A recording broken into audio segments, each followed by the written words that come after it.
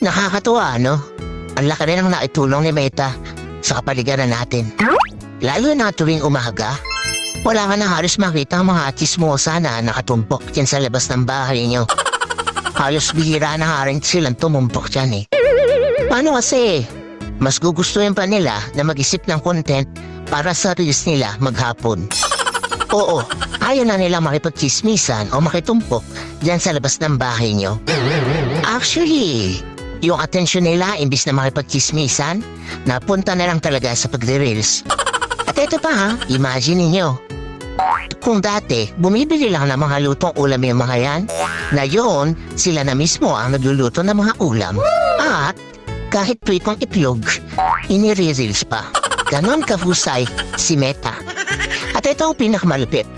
Kung yung dati yung asawa mo tinatalahan ka sa tuwing uuwi ka, ngayon, hindi mo na makausap.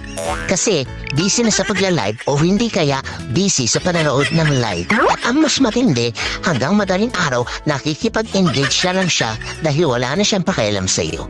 Ang husay ni Meta, no?